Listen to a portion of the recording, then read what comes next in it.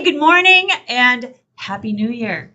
Hey. Hey, so we are back in 2026 here, and we're going to talk about our top 10 security incidents. So you can learn some valuable lessons from these incidents. And let's make 2026 a safe and secure year for you and your employees. And make sure you wait around. I'll tell you how to get our free security assessment at the end of the video. So, and drop your comments as we go. We'd love to hear from you and your questions. So, what do we got for our top 10 security incidents? The main point of this too is just to kind of raise some awareness of the different things that we see in businesses, whether it's, business email compromise is listed here and some others. It's not meant to kind of scare you into getting security. I want to just kind of lay that out front, is this because a lot of times with security, like we're here to scare you. Don't trust no one. I just want to, by raising awareness, everyone can understand what to look for, and it makes everyone better. So at the end of the day, I just wanted to spread awareness, not to scare you. So keep that in mind. I just wanted to start with that. So business email compromise still causes the most damage. So attackers typically will gain access to an email account, and then that email account is what they call compromised. And what will happen is that email will be sending fake invoices to everyone on the contact list. So this is more similar to like the old spam chain emails, or you think about the old email chains where someone gets your email and they just message everyone on your contacts, and then they get into one of those, message everyone, and it's kind of like a thing. That's typically what will happen, and where you typically will see it is in, say, healthcare or any business like financial, or where you're dealing with a lot of invoices.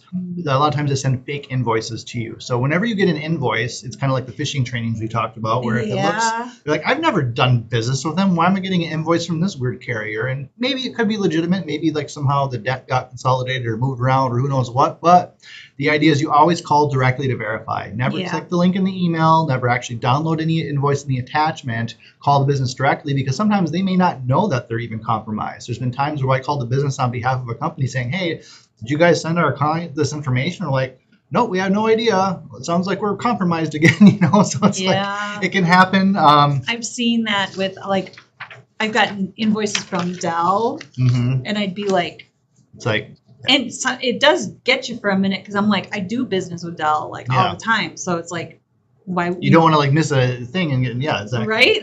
And so I did the right thing. I followed his advice.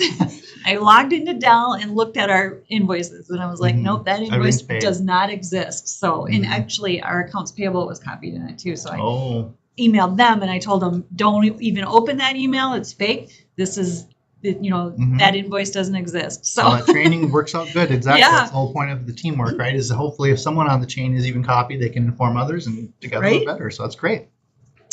Another common thing we saw was that MFA was enabled, but it wasn't enabled everywhere, right? You always have that one person who's like, oh, it's just so hard to do it. And so you create a little exception for them, or whatever it is, or you have an old account where the person left the company and MFA was enabled after it, but you never fully disabled the account. So now there's an email password out there that's still live. It's not disabled, and it doesn't have MFA, so you forgot about it. So there's these little holes that typically you do like year-round audits, and you can kind of check for old disabled accounts and various things to kind of keep up on that. But if you don't have MFA enabled on everything, all it takes is that one little hole to get in, and then they're in. So they get in and start using that email? Is that they'll use that email. So say if they get into an email that doesn't have MFA or an account, sometimes, like a lot of times, service accounts are created without MFA, because sometimes you can't use MFA, but then you can do other things, and that's a little more technical. But the idea is, if they don't have it on, they'll get in with that email and then see, well, what files does this person access? Maybe it's a very low-level employee, but they'll start opening every folder to see what they can access. And if you don't have all your permissions 100% locked down,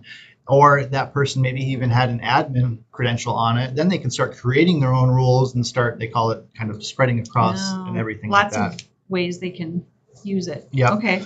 So former employees still had access. So again, that got kind of coupled with the MFA, because it can be similar where your disabled accounts or your old accounts aren't disabled. So you'll have all these, when you have a lot of turnover, what you should be doing is every month or two, reviewing all your accounts. And then if there's an account where, oh yeah, this person's no longer with us, you just disable the user. You usually don't delete it outright, because maybe you want to keep the emails and the data for legal compliance or for whatever. So you can just disable it, meaning that they're turned off, because maybe whatever they do come back in a year or something, now you can just re-enable their account and they already have the permissions otherwise. But you never want to just leave them it on, you know, when the turnover happens, because that username and password, email password combination is still out there, and they could potentially get into stuff and we put cause that some in our damage. offboarding, right? Offboarding is what, yeah. You definitely want to have an offboarding checklist of sorts, where most businesses already have this, where if they know someone's going to be terminated, they have, you know, we got to turn off the email, we got to change the password, if they have any key cards,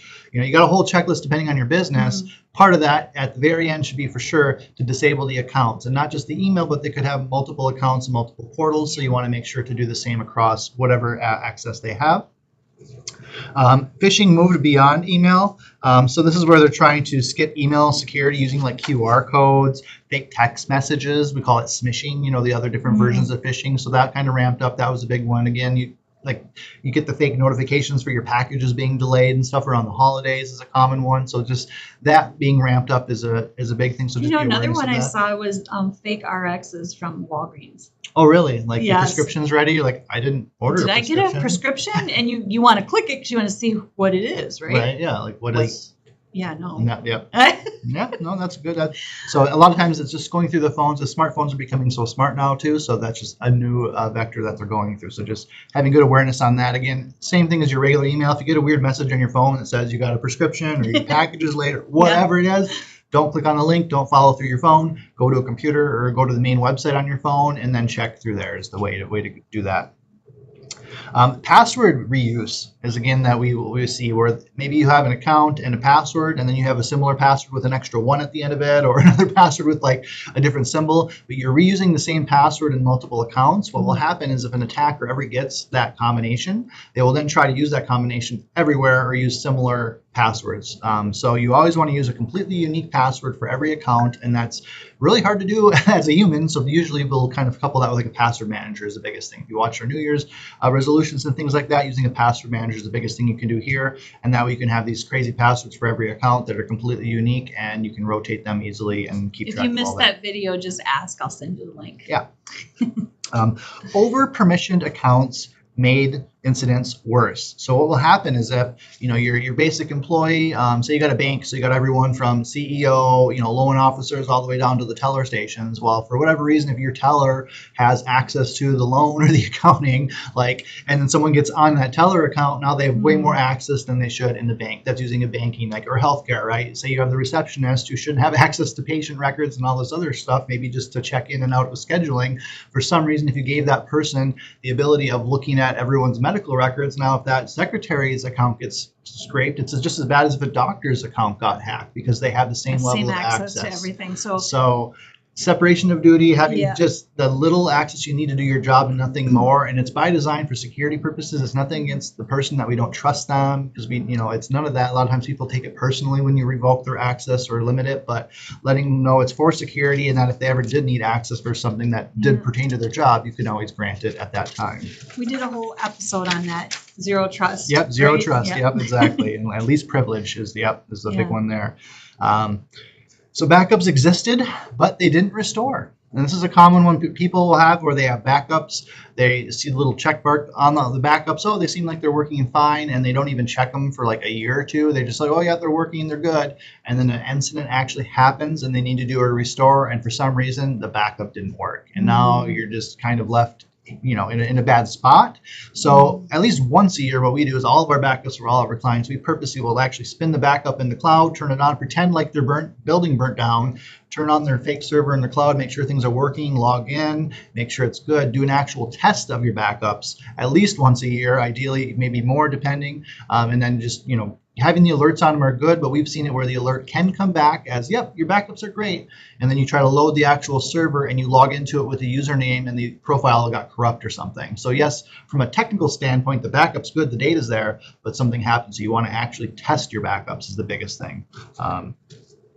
Remote access was just left open just in case. So again, these are more like old VPNs and remote access tools that are on beyond when they're needed. With our clients and our employees, we have a tool that's on your system that only lets our people in, that's behind multiple MFA and verification. But for your standard internal connections, say you're using VPNs to access company resources from McDonald's, or you've got a lot of remote workers, the biggest thing is when that employee goes and you have your offboarding, you also want to disable their VPN. because that's a separate account that someone else could potentially use, an email username password combination to get in. So old VPNs and old remote access tools sometimes can be used by attackers, and then that's a way for them to get into your network. So all these little strings they can pull, hey? And a lot of this can be done in like one swoop. You can go through Yeah. and check out a bunch of this when you're doing your audit. You check your disabled accounts, you disabled VPNs. You can, make sure the passwords aren't being reused, not too old. You can kind of do all of it in one little swoop security little thing here. This one says security alerts were fired, but no one responded. And so that can happen sometimes in larger companies where they get alerts and they get what's called alert fatigue. They start getting alerted on every little thing. And what happens is you're like the boy who cried wolf. You're like, well, what cares? It's another alert, no big deal. So thankfully, obviously, if you use someone like DS Tech, we parse all the alerts. We have text, we have various statuses, low, medium, high, emergency incidences. So that way, if something comes in, depending on the severity, we know how to route it, categorize it to make sure that no security incident goes untouched. If you're self-managing this, it is a whole thing to do. We learned to do it becoming an MSP and doing our ticketing system, which wasn't always around. So if you're using an internal ticketing system, yeah, or some because sort we of didn't alerting, want all those tickets. and you had to fine tune it. It takes a lot. So if you're doing something like that internally, just do your best to have some sort of a categorization where you can see them, and then anything that is emergency or critical, not only should it go to your email, but if it's a true alert, someone should be calling you. You should have a phone tree or a list of users where if a true incident were to happen, someone's getting called. And it doesn't matter whether it's 2 a.m. or not. So set up your alerts in that function where you get the alerts, but anything super critical, make sure you get a call on top of that if that's available with your platform. And then we're too small to be targeted was proven wrong yet again, because again, small businesses were targeted primarily because they're busy, they're understaffed, and people use an online search engine that can just look for open servers on the internet. And what will happen is it's just a bunch of numbers, and it just says open server, open server, open server, and it's just a bunch of numbers. Doesn't matter how big you are. And so it doesn't matter whether that is a $10 billion company or a 10-person mom and pop shop or a two-person. It's a number, and they're going to try poke holes in every number. Any number that they get in, they're going to then just start going. They don't know until after they go in the size, the scope of the business. And just like, car thieves will start at breaking and entries, maybe just stealing stuff out of cars before they try to do a home burglary or something like that. They're going to start on anything. So thinking like, oh, I'm too small, they're not going to waste their time on me. Unfortunately, try to get rid of that mindset, because it's not the same when it comes to IT, because everything blends together as an IP address. So you're just a number next to another number, and there's no data to tell them that you are small or big. They're going to try no matter what. They just see a hole and they're going in. Yep, exactly. So the real lesson from 2025 is just that most incidents didn't require advanced hacking. They typically rely on gaps, assumptions, incomplete security practices, or, typically still someone clicked a link. I hate to say that's just how it is, but that's the biggest thing that I see. And so most of them are preventable. Thankfully, if you have enough security layers, if they did get in, you can stop the spread of the impact. Ideally, isolate it to just that one user, maybe reset their stuff and make sure that no access was granted, no data was taken. But, if you're working through all of this and you're thinking about this, you're watching this episode, you're already a step ahead of most businesses. For sure. And so, so that's about what I had there. I don't think there's too much else to this here. Let's just see. So let's see, looking ahead, the goal isn't perfect security, because no one's perfect, right? It's just closing the obvious gaps before someone finds them. Again, if you can focus on just like MFA, using a password manager and making sure everyone's using good, secure passwords, that's like a huge thing. Just go into it with that, and then continue your security awareness training where they're not clicking links. And those are the biggest things that will have the biggest net impact on your small business. I'm proof that the training works. Yeah. So make sure you reach out if you want our free security assessment, or just go to dstech.net where you can sign up for it. And if you have any questions or need any help with any of this, just drop your comments and questions, and we'll be sure to get in touch with you. Awesome. All right. Happy New Year. Make it a great one.